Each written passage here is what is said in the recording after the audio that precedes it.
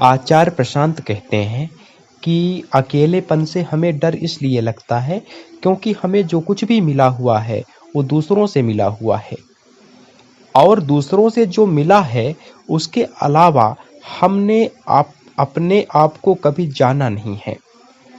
तो यह दूसरे जब कुछ देर के लिए जीवन से हटते हैं तो हमें ऐसा लगता है कि जीवन ही बंद हो गया, सब कुछ लुट गया, क्योंकि जो पूरी तरह से अपना है उसको हमने कभी जाना ही नहीं है। आचार्य जी के मुताबिक हमने सिर्फ वही जाना है जो हमें किसी और से मिला है और हमें सब कुछ दूसरों से ही मिला है। नाम दूसरों से मिला है, मान्यताएं दूसरों से मिली हैं, धर्म दूसरों से मिला है, जिंदगी की परिभाषा दूसरों से मिली है, मुक्ति, सत्य, पैसा, कैरियर, प्रेम, समाज, इन सब की परिभाषा दूसरों से ही मिली है। इन सबको दूसरों ने ही परिभाषित किया है। इसलिए थोड़ी देर के लिए जब यह दूसरे जिंदगी से दूर हो जाते हैं तब बड़ी जोर से डर लगता है। लगना तो स्वाभाविक है, क्योंकि अगर ये जिंदगी दूसरों का ही नाम है तो जब दूसरे हटते हैं तो ऐसा लगता है कि जिंदगी ही दूर हट गई, जिंदगी ही दूर चली गई। अकेलेपन से बस उसको ही डर नहीं लगेगा जिसने खुद को जाना है, जो कहता है दूसरों के अलावा भी मेरा कुछ है जो किसी ने मुझे दिया नहीं और कोई मुझसे छीन नहीं सकता। वही नहीं डरेगा अकेलेपन से। फिर उसके लिए अकेलापन बन जाएगा कैवल्य। और इन दोनों शब्दों में बहुत अंतर है, जमीन आसमान का।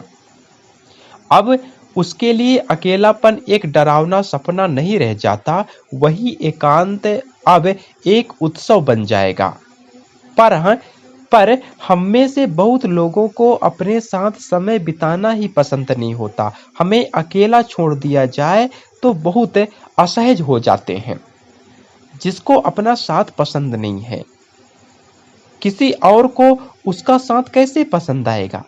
आचार्य जी कहते हैं कि आप अपने साथ रहना पसंद नहीं करते, दूसरे आपके साथ रहना कैसे पसंद कर सकते हैं?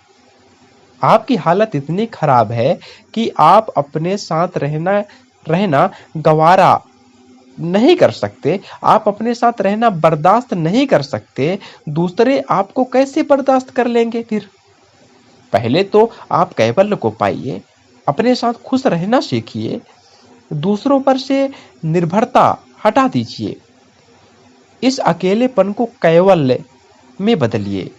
और बहुत मजे की बात है कि जो अपने में खुश होना जान जाता है, फिर जब वह दूसरों के साथ होता है तो पूरी तरह से उनके साथ हो जाता है। जो अकेला है, जब वह दूसरों के साथ होता है तो क्या होता है? साथ के लिए बेचैन, बस कोई मिल जाए।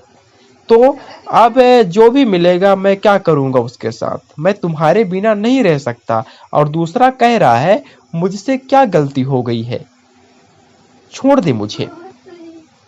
आचार्य कहते हैं कि अकेलेपन के कारण जो भी संबंध बनेगा वो दुख ही देगा, अकेलेपन से जो भी संबंध निकलेगा वो यही होगा, दोनों हाथों से पकड़ लो, जाने मत देना।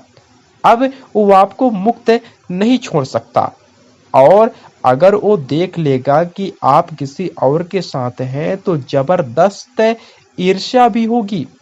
यह सब अकेलेपन की बीमारियां हैं, मालकियत, ईर्ष्या, डर, यही सब होगा। मेरे साथ जितने दोस्त थे सबकी शादी हो गई, माँ मेरी भी करा दो, बहुत अकेलापन लगता है।